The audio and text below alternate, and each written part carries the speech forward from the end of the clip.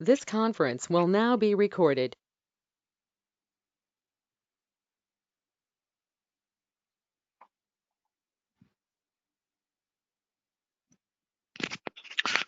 As mentioned in the yesterday's class, right, the Splunk will be used by many people like across the organization. It will be used by the IT engineers, data analysts, security analysts, and business analysts. Okay, and like there are like around like 5,000 companies plus companies who are using the Splunk. Okay, it involves like mostly they will be monitoring, even the small scale companies will be monitoring the production and systems using the Splunk. Mostly every organization uses Splunk these days. And what Splunk monitors basically? Splunk, right? It will monitor any device and anything. Like it will be able to monitor get the logs from the data, Active Directory, Windows, as well as the app servers, virtual machines. Let us assume like there is a virtual server like VMware, which hosts multiple virtual sorry ESXi server which hosts multiple virtual machines. So you can send the logs of the even the VMware as well as the inside virtual machine logs to the Splunk, and it can get the data from the sensors as well. Okay, and it will be getting the logs from the web servers, database, and security bases, mainframes. So it can be integrated with any component such that it can get the data. Okay, and when it goes to the certifications, so Splunk, like it's a huge bundle of it has huge bundle of certifications like Splunk core certified user, and this is Splunk core certified power users in our class, right? The session will be mostly on this. Actually, Splunk, our syllabus supports the second certification, Splunk core certified power user. And apart from that, right, Splunk has some more certification called like advanced power user, and there are like for admin category there is some certifications like admin and architect, and for developer there is one certification like Splunk certified developer and core certified consultant, and it is being used in the security domain mostly. Okay, so we have one certification for a security certified admin, and we have Splunk IT intelligence and certified admin. This is like ITIES ITSI. This is called as this is a separate course in admin. Actually, every certification here, right, is a separate course.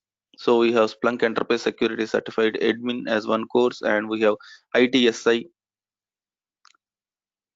Splunk ITSI as one course. Okay, here they will be monitoring the complete like end to end. Like they will be monitoring the applications as well as that they will do the data analytics. Everything they will be do. It's end to end solution.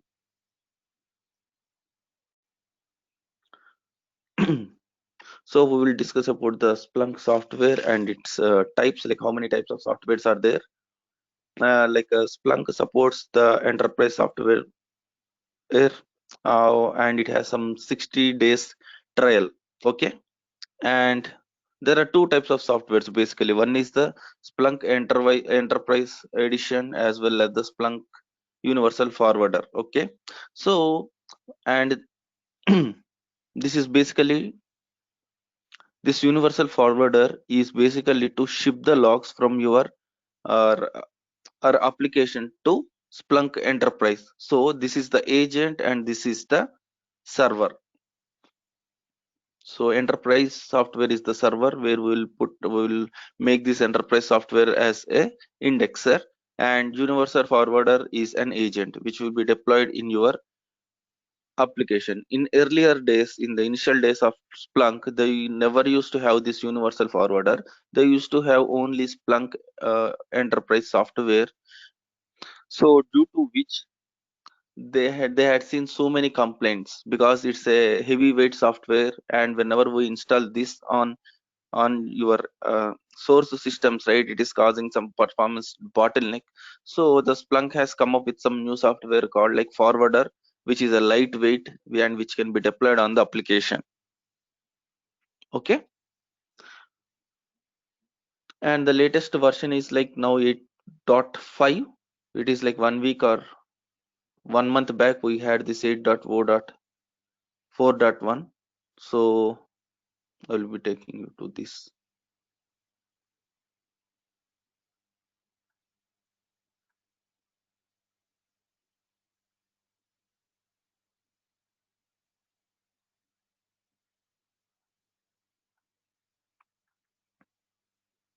So this is the current version, which is like 8.0.5. And what we have to do, right? We have to register. If you want to download the software, you have to register it over here. So we'll come to this later.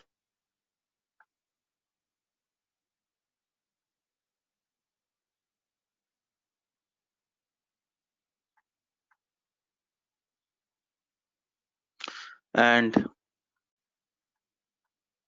let me log in.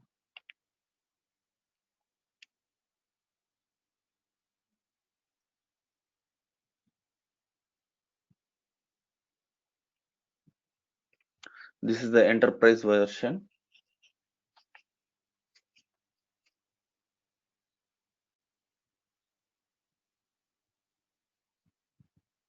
So this server can be deployed on Windows. So for Windows, like uh, the total software size is around like 250 MB, and it supports like a Windows 64-bit and 32-bit, and it can be installed on the and we'll see this installation in the class. And in Linux, right, it supports Debian. If you are running your system on the Debian and platform based like Ubuntu, you can go for this package. And for Red Hat or CentOS, we can go to this RPM installation.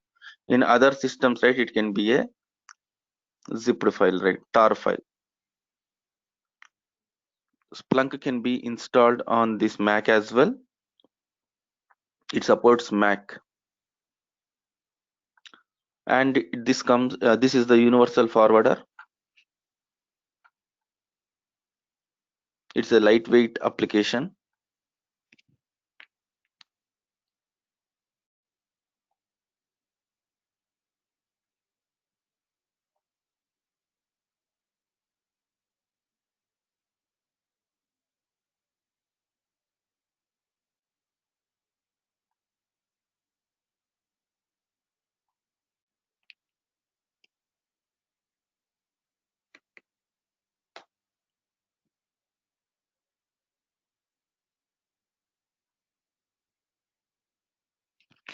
Uh, this is the universal forwarder, which is an agent which can be deployed on the like your host machines, which host your applications. So it is just a 66 MB file. Okay. For Linux, it is some 20 MB or 30 MB. It will is a lightweight application.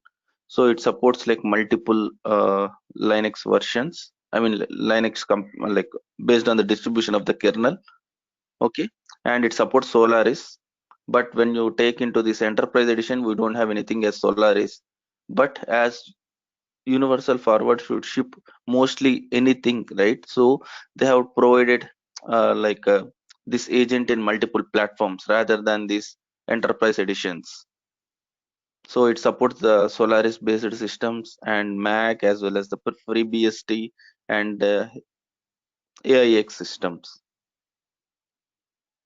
So we'll be discussing on the Linux, and we'll be doing the installation of one universal forwarder.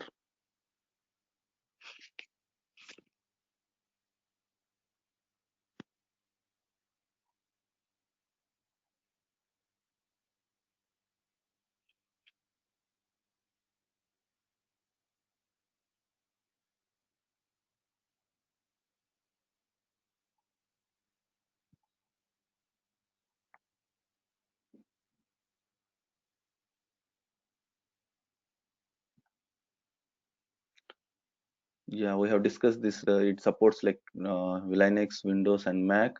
and we'll be seeing about like what are the Splunk editions and the licenses. Like Splunk provides a 15 days trial cloud SaaS instance like AppDynamics, so you can register and you can use it for around like 15 days.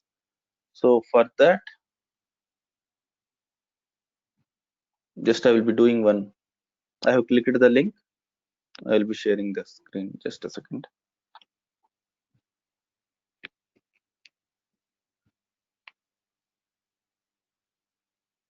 Let me copy my email ID.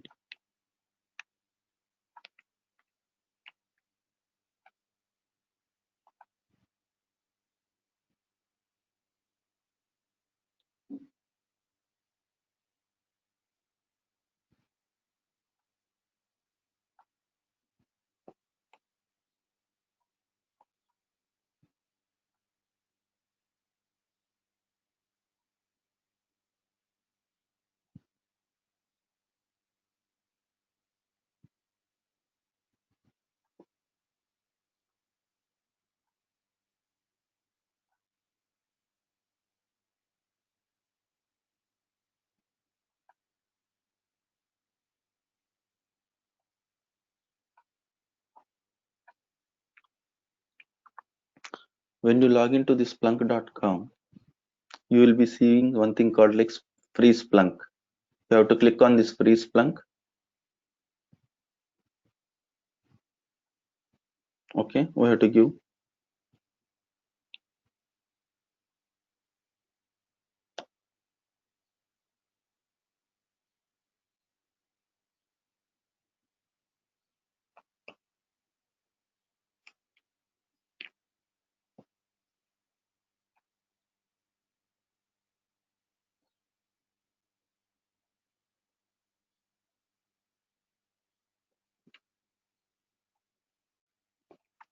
You have to provide all the details.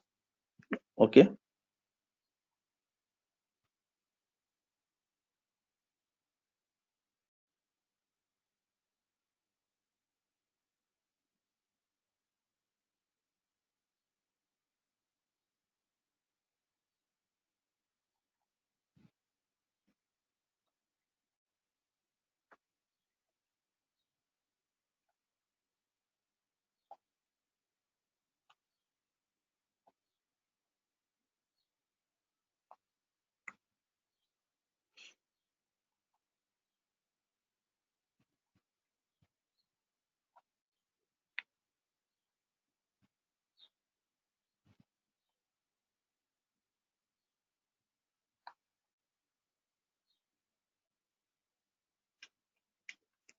So in the down, there are two options. Like one is like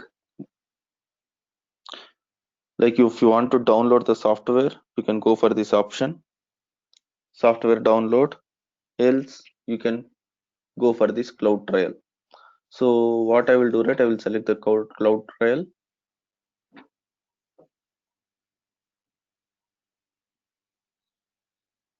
and you to do this.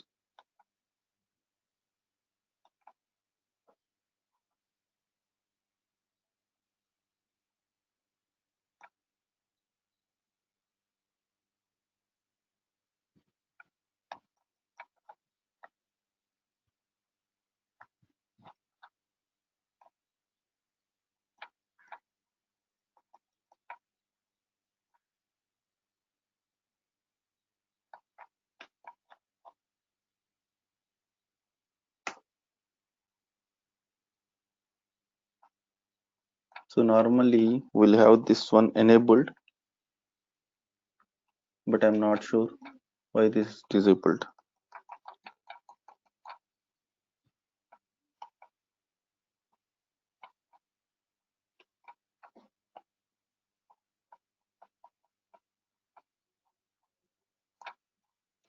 So it may be some browser related stuff, or should I give something?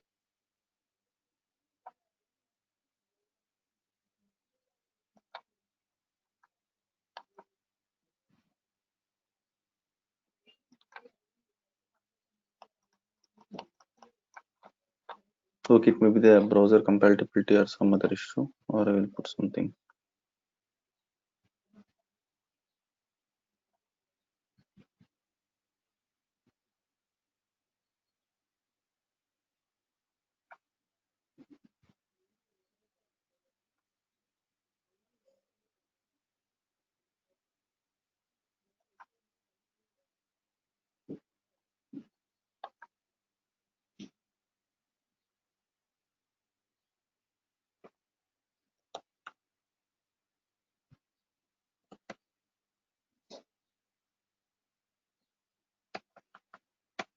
Okay, so currently we will discuss on this one. I will look into that later. For now, right, you understood, right? There will be some free license that will be available. Just try to register. Okay, I'm facing some issue for me, right? That even though I provided all the details, that is getting disabled. But for our class, we won't use this cloud instance. We will be having one, like we will be installing one instance and we'll be working on it. Okay, we won't use this trial.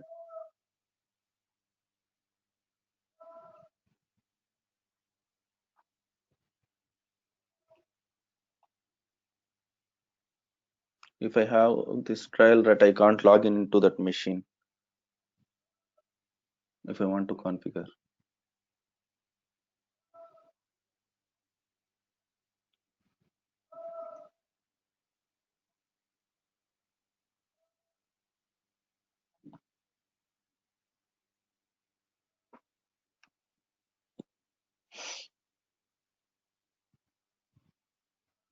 And there will be one enterprise edition which I showed you earlier, right? It is like having some 60 days trial version, and each day you can ship around like 5 GB of the data. Okay, so and there will be something like developer license. Okay, this developer license is something like it will support some 10 GB data, but you have to request it to the Splunk. Once you request, right, it will take 2-3 days for you to get that license. The Splunk will take 1 second. I will show you it. So this is the Splunk developer license setup page. Okay, so what you have to do, right? We have to contact them. We have to reach out to the Splunk for getting this. You can click on this request a developer license, and you can integrate with the SDK also. If you are a developer, there is one course called like Splunk developer, right? In that, if the people want to, if someone want to integrate to the SDK, right, they can use that. Okay, likewise you can once you create an account, right?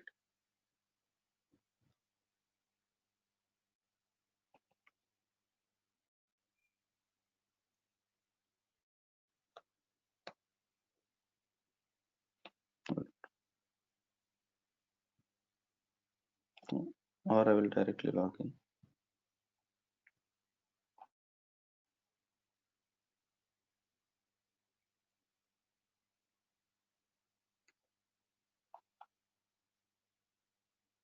There will be one option to request this developer license. Okay, you can select this one. We can select this license agreement, and that's it. Within 2-3 days, right, 1 to 3 business days, right, Splunk team will reach out to you whether they can give or not, whether they can accept or reject. Okay, this is one thing, and it is valid for 1 year.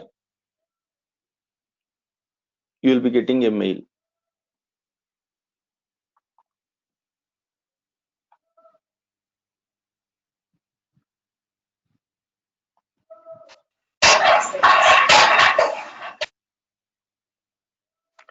And yeah, there is one more license like called dev test license. So like in most of the companies, right, Splunk will be used only in the production servers. So recently they have come up with something called like dev test license, for which the Splunk team will give access for around like 6 months to that company. Okay, there also you have to like request for that. Okay, I will show that screen. Yeah, this is the page where you will get the personalized dev test license for the customers. Okay, and here, right, you will be getting some 50 GB data daily.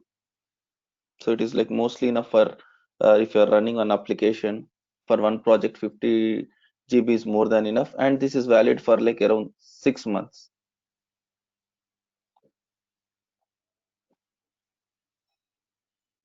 And post that first 6 months is free, and after that you can renew. So if you are it is useful for some companies who want to really try out the Splunk for some 6 months and take a decision instead of directly purchasing the license.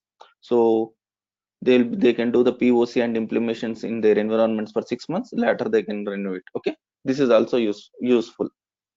Here also they have to request for that license.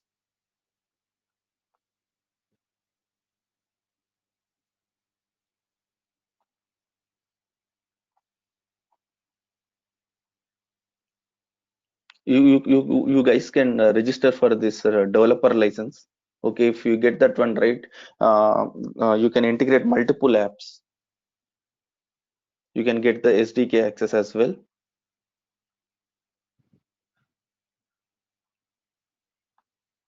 If you are working in some company, then you can ask your team to get that license if needed, if they want to try out the Splunk.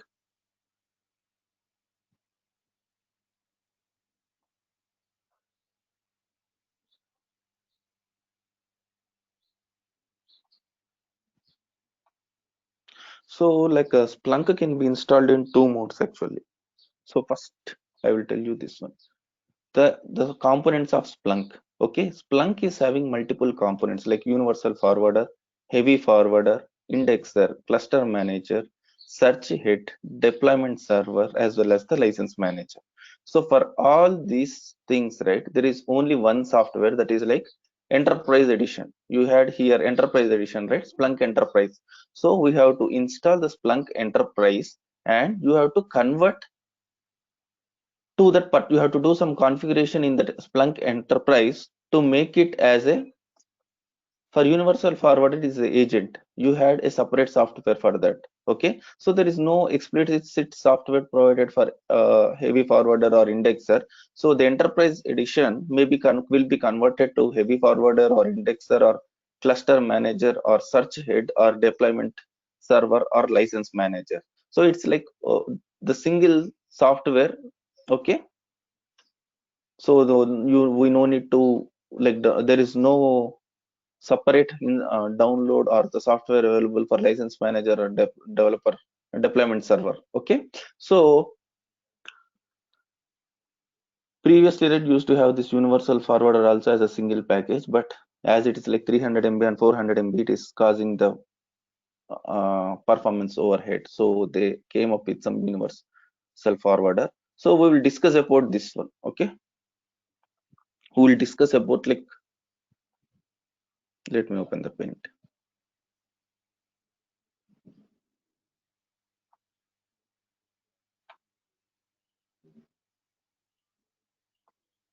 So I will be explaining like each component and its usage. So if you want to do installation, or if you are some admin guy who enrolled for this course and you want to install or manage the Splunk, right, you should understand the role of the each component and how to convert that software, a Splunk Enterprise Edition, to some search head or indexer. So basically, like, it's a cluster of machines. There are two types of installations. Like, let us assume you are doing a POC. Okay, what you will do, right? You will be having indexer. You will be having indexer over here,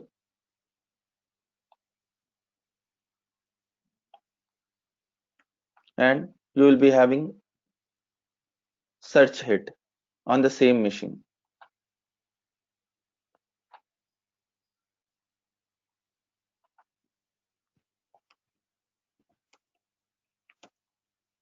Or we will be having only indexer actually.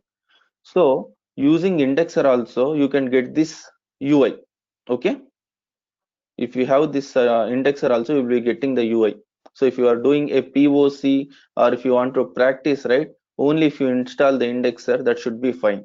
This is called the standalone environment. Okay, but whereas if you want to deploy it in your environment, in test environment, or it can be a developer environment or production environment, so that single server won't be sufficient. So here I will first explain, like, how many types of forwarders are there basically, and I will explain like what is the significance of each thing. Okay, so one thing is clear, right? Universal forwarder. So let us assume, like, I'm having some Linux machine where my application is running, and I have one indexer over here. Okay.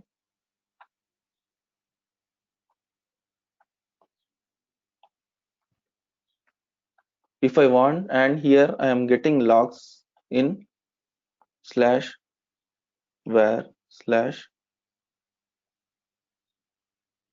So it is my custom application and I have kept my logs in a custom path. So we have to install the universal forwarder in this, and there will be some configurations that needs to be done this in universal forwarder. Then it will ship the data into the Splunk indexer. In Splunk indexer, it will store the data in something called as bucket. Splunk stores data in directories. It won't have any database like Oracle or MySQL or NoSQL. It won't have any DB as such. So whatever the data that gets collected from the source will be stored in one directory. That is called as a bucket. Clear?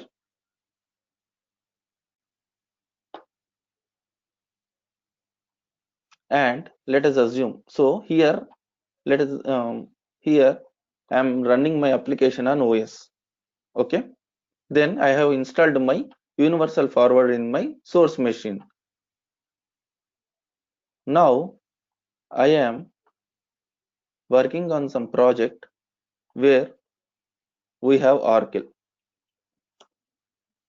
and I want to in Oracle the logs will be stored in the database rather than in the logs. They will be having some logs, but the transaction data or the audit data that will be stored in the DB. It won't store in the logs. So these teams like no one will be interested to install any third party software in the Oracle machines or Oracle racks because it will cause a overhead to the database as such. Here I am having one application which is deployed in my Oracle rack. Okay, but here I am having one DB.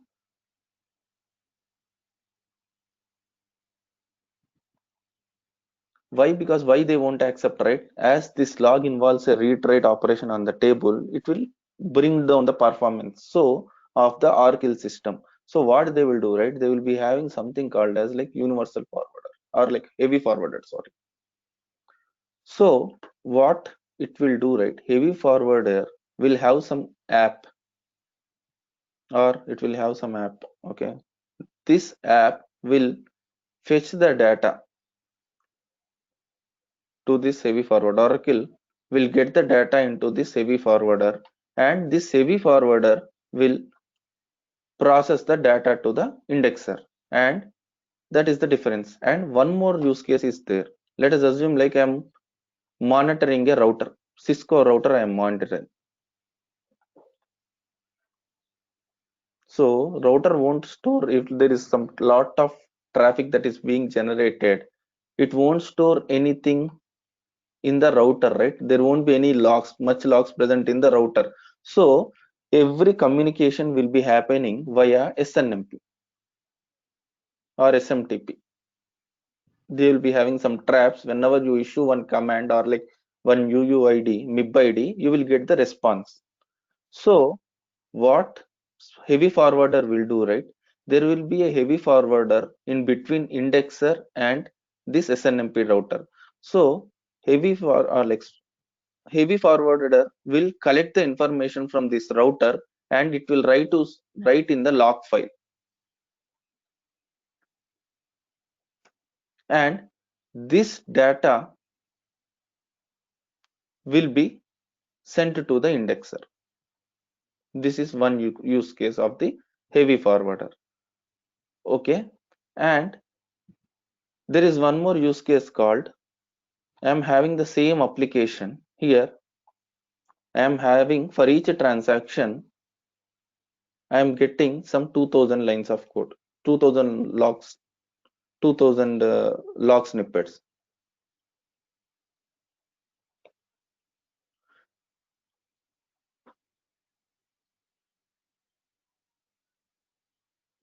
Okay, for each transaction I am getting 2000. So Splunk will be charging based on the data, not on the days, or like if you are having some 60 days trial version, Splunk will be charged like if I get daily, we have to purchase the Splunk license like daily 5 GB for 1 year license. Daily I want some 50 GB for 1 year. In between, let us assume like over the 6 months, what happens? I am consuming like 50, it is breaching that 50 GB limit. Then you have to purchase an add-on license. Let us assume like you are using some prepaid mobile. Okay. So normally first you will recharge for 1 month when you had this talk time thing, right? Now it is free. But before, right, how we used to do? First you used to recharge for 1 month. Okay. And if your talk time gets over, right, you will do a top up. In the same fashion, here also we will do a, first we will purchase some 50 GB license, and we will do, if needed, we will do some top up like 10 GB or 20 GB. So what happens here, in this case, if I am writing for one transaction 2000 lines of code, out of which most of the log snippets are unnecessary, we need to trim down these logs because I'm charged more, right? So if I'm executing some millions of transactions, sorry, some 1000K or 2000K transactions per day, end up paying more to the Splunk. So if I want to trim down this, right, if I want to parse the logs, I can't parse it on my source system because it will it will be an additional overhead. So we'll ship all the logs to the heavy forwarder. And here in log forwarder, right, I want only three types of informations. One is something like add to cart, purchase, payment. Sorry, purchase or payment.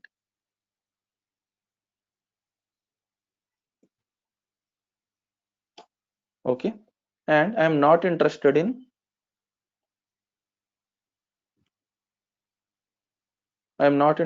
one thing called as fetch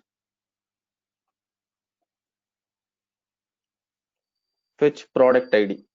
Business told like customer will be fetching some 1000 products in one session, or like 200 products, but they will be interested in what are the items that has been added to the cart, and if it is a payment transaction they will be interested, so they won't be interested in this fetch product thing. So what the customer has concluded, right, okay, I will ship only these two logs out of this all the transactions, I will ship only these two. So this should be configured somewhere. So this will be done in the heavy forwarder. So I will get all the logs to the heavy forwarder. Then here, right, I will remove this, I will discard this fetch product ID transactions, and I will be sending only the add to cart and purchase payment to the indexer, such that it will save my money. And clear till now? Um, Vibhu, what is the difference between heavy forwarder and universal forwarder? So like heavy forwarder will be deployed on a source machine in your guest operating systems where your application is hosted. Okay, it's some, you are, if you are having some app dynamics, you will be have a server and you will have an agent which will pool the resources. So heavy universal forward is something, a agent which will push the log whatever is configured to the indexer. So Splunk is a log management tool. So how Splunk will get the data from this one? How Splunk, it is my application. It is my application. Okay, it is my application which has some custom log. So if I want to ship my logs to the server, right? There should be one mechanism or some agent, right? That is the universal forwarder. Okay, there is a separate package as I mentioned priorly, but heavy forwarder is used for parsing the data, or acts as an intermediate between the universal forwarder and heavy forwarder. Universal forwarder won't do any parsing. So in that case, we have to install heavy forwarder as well as and universal forwarder, right? In the Yes. source machine. In the source machine. No, it is not the source machine. Actually, it is a separate instance. So where will I have to install this heavy forwarder? It in a separate OS. In a separate OS. Okay. It is a separate component. Like Okay. It is a separate. indexer, it is a separate what to say machine itself. Indexer is one machine, okay, and heavy forwarder is one machine, one instance. This is your application. Okay. So in that case, we need two systems. Two dedicated systems to install one heavy forwarder and one indexer.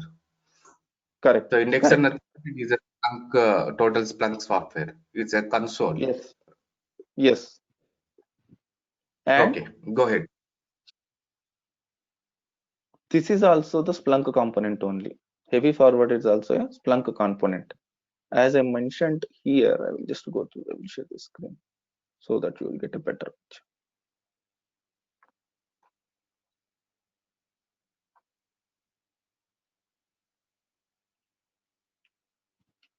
See, whatever we have discussed now is like heavy forwarder, right? So, and we have indexer. We discussed about only two, but there are some more components like cluster master, search head, deployment server, and license manager, right? These are all Splunk softwares only, Splunk components only. Okay,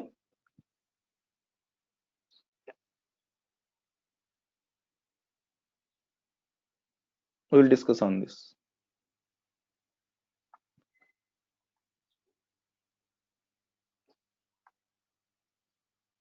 Till now, clear?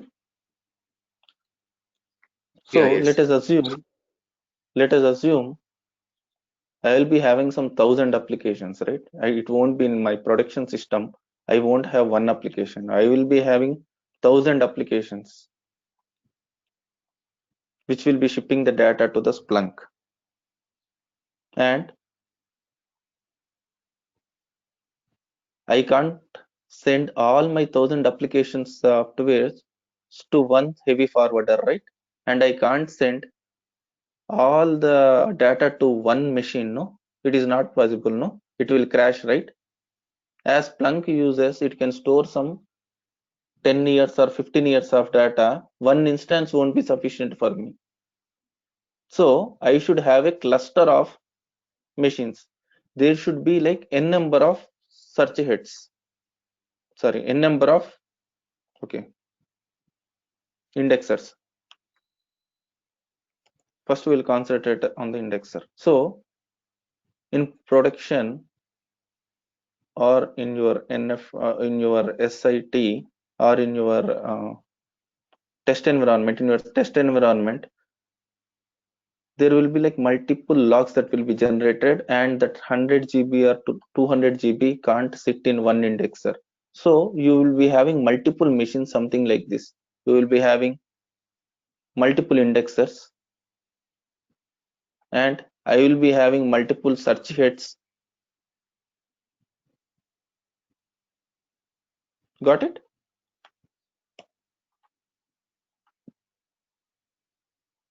So this is my source. This is my heavy forwarder.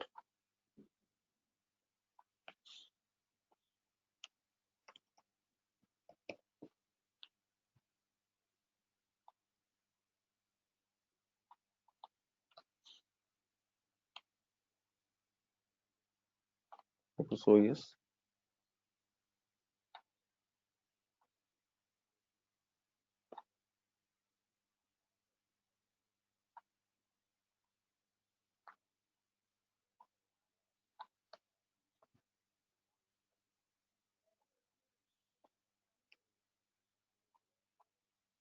heavy forwarder, and it is my universal forwarder.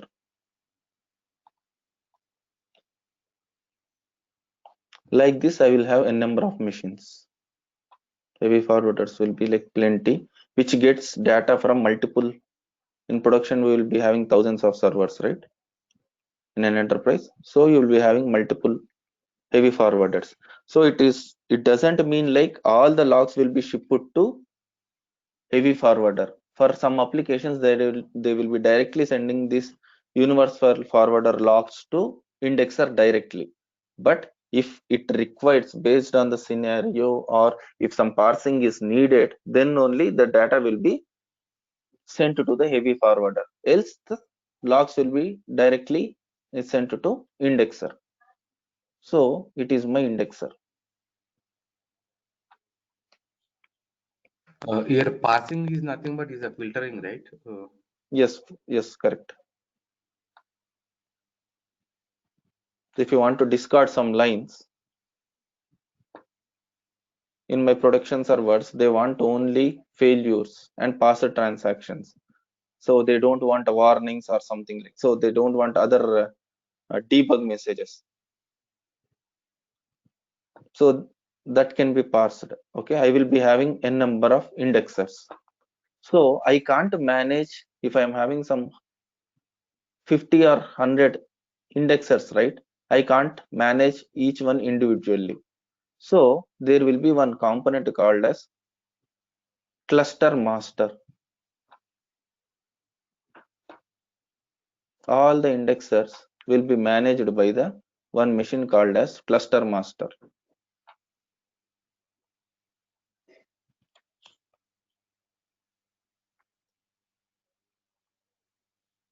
Okay. Now there are some thousand sources and I am getting the data from multiple sources, right? So already my indexer is fully busy. Okay, it is doing a lot of read write operations. So I can't directly fetch data from the indexer. Okay, as it is writing, it is getting the data from thousands of applications. I can't put overhead on my application. Even though we can have this UI, we can access the indexer UI, but there will be one more component called as search head.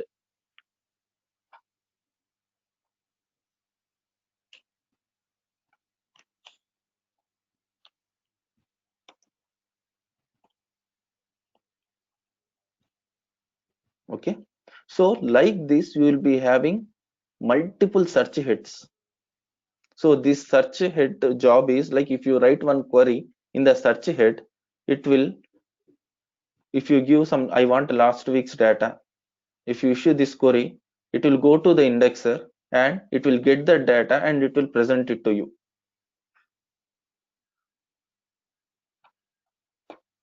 So like that,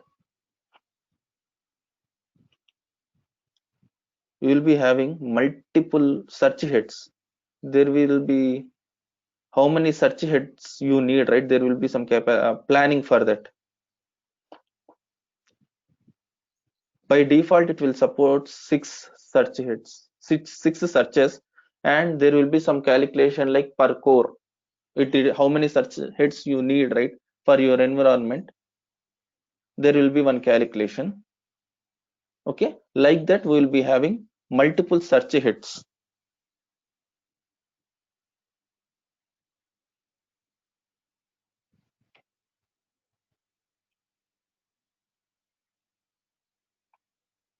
Okay, now I am having something like 1,000 applications or 2,000 applications or 5,000 applications.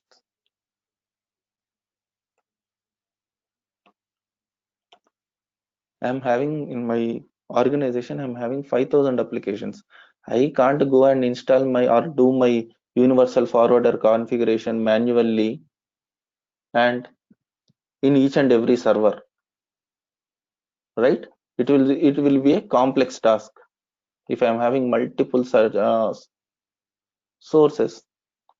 I can't do that.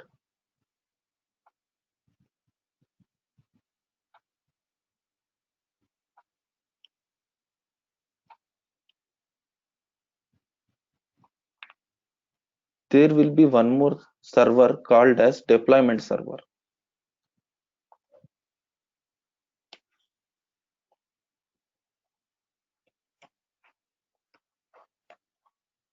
So this deployment server will take care of this configuration.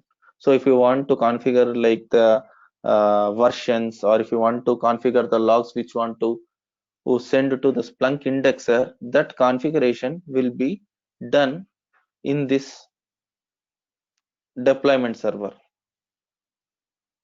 Okay, and whenever you do this configuration in deployment server, that will be done in your source universal forwarder.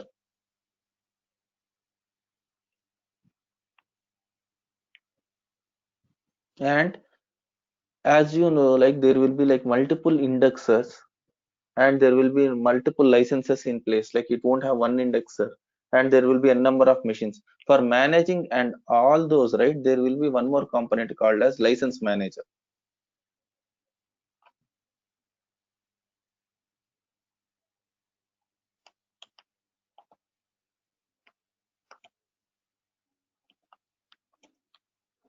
So this license manager will take care of the indexers license and all those.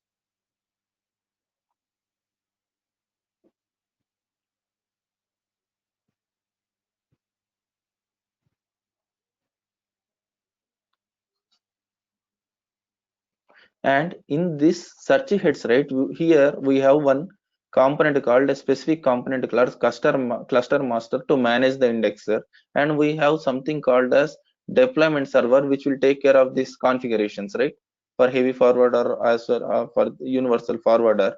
But there won't be any a separate component to for these search heads. To manage these search heads, there won't be any other new component, but in this cluster one will be made as master. Okay, they will use one of the nodes which will try to manage these search heads. Clear till now?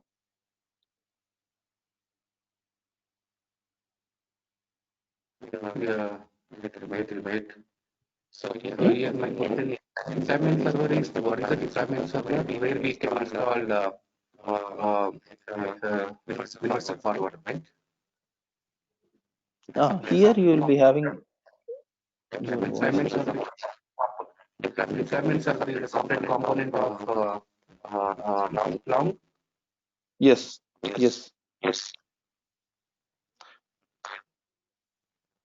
Okay. So actually there is one enterprise edition you showed earlier. Can you go on, please? Yeah, it is echoing. So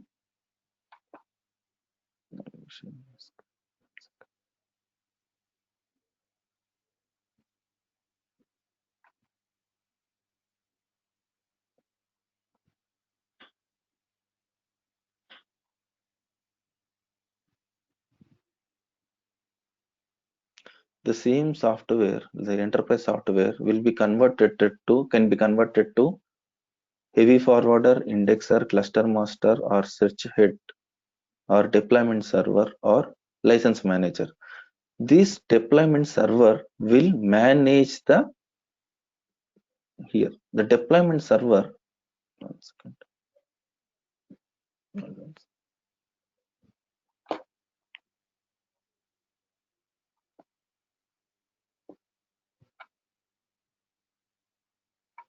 So here I will have some applications. Okay, these are my applications. Or here we have these applications, right? Fine. So there are my applications which are residing in my data center. So in order to manage this, right, I will be using one tool. So here I want to know which log I have to ship. So there will be in these machines, one will be like Windows, one will be like Linux. Okay, in this Linux, one will be like Red Hat, one will be the Ubuntu server. Okay, so there will be like a numerous number of editions or like versions of OSs and the applications. In that applications also there will be like multiple web servers and app servers or DB servers, right? App servers, right? Like some will be running in JBoss, some will be running in Tomcat, something like that, right? In order to do the configuration in these servers on what to ship and what configurations need to be done, we will be using, we can't log into the every machine, so we'll send this configuration into this deployment server. This deployment server will change. If it is a Windows server, we'll be specifying the IP or like, and we'll be doing what configuration to be done in my source system.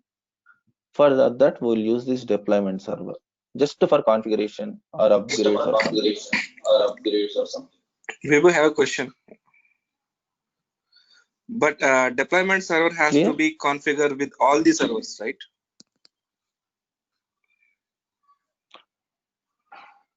No, it is a like indexer. It is a separate instance, and will actually your voice is breaking. Unable to get the question.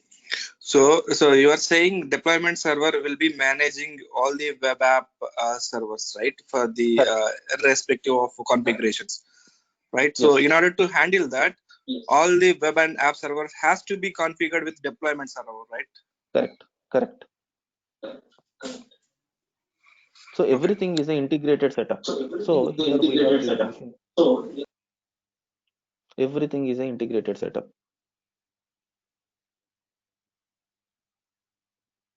Everything will be communicating. Okay. Like we have this indexer. This is cluster. We have this license manager. Can you go on mute?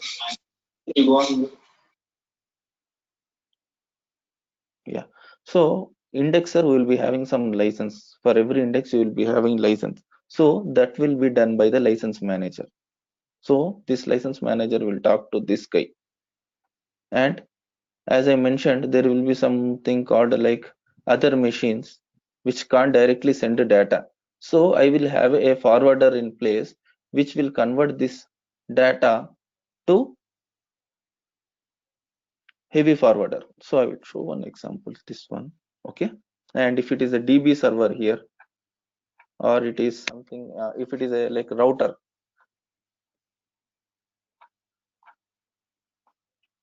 okay, if it is a router, it won't have logs and we can't configure anything, right? I will show one example how it looks. But as you mentioned, as I mentioned, right, everything will be interconnected and there will be some ports enabling and all those. So that one will that is like too technical, means you will get confused. First you know about the architecture, no, then I will be telling you that what are the ports that are opened in the components. It is too early. Okay, just a second.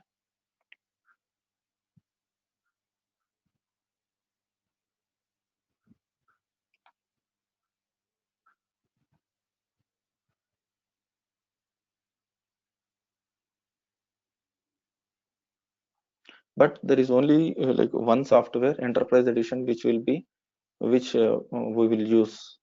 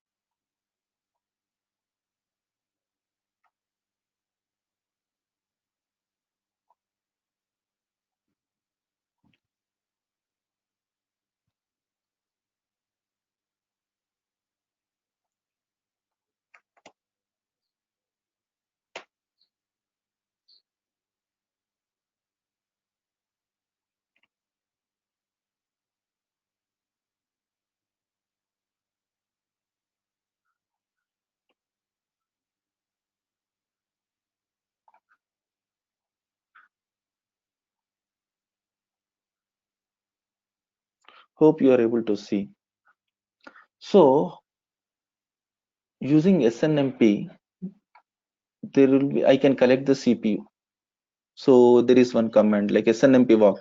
If I issue this SNMP MIB command, okay, I will be getting the CPU of that particular like router. Okay, there are like these are the MIB IDs.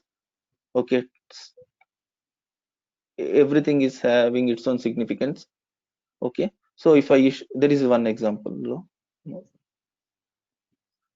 Yeah, SNMP walk. If I issue this one, right, I will be getting the version of the enterprise edition. Okay. Second, I thought of one.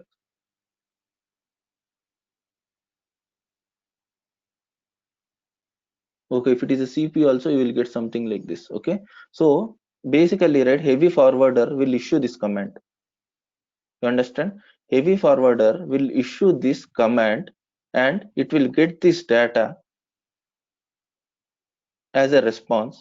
The same thing will be it will be collected as in the log. It will create a log and write this information.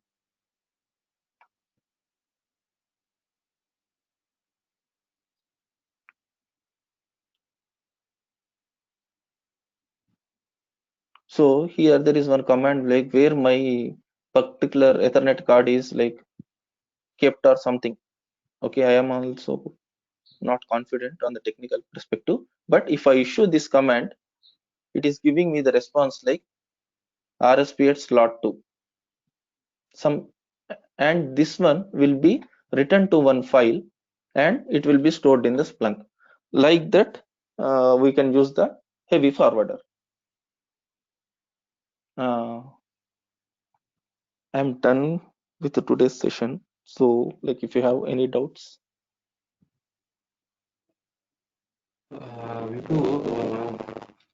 So are you going to show this all the components installations, right?